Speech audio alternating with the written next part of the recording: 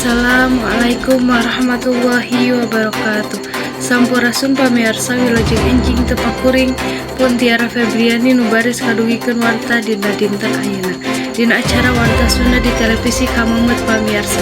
Suara Lembur TV edisi Kamis kaping 24 April 2025 singja kasanggakeun warta utama nyaeta fenomena halopanan poe di Sumedang jadi berbicara.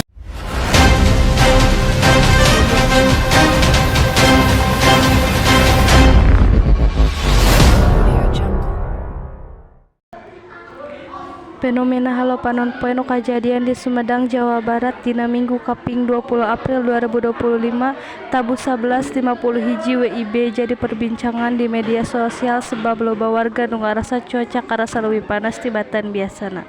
Sakadi katerangan, halopanon poe teh mangrupakeun fenomena optik nu ditandaan ku munculna cincin bodas hurilingan panon poe.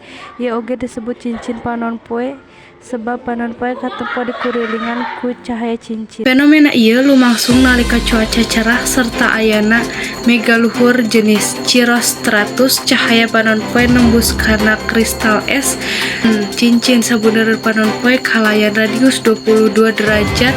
Warna cincin siga pelangi nu samar bagian jero beureum jeung bagian luar biru.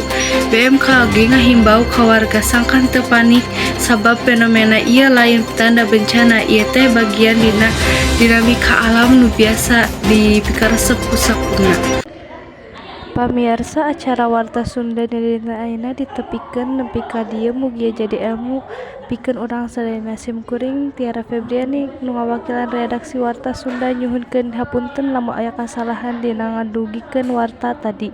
Hapunten lahir batin, Sunda Wening. Wassalamualaikum warahmatullahi wabarakatuh.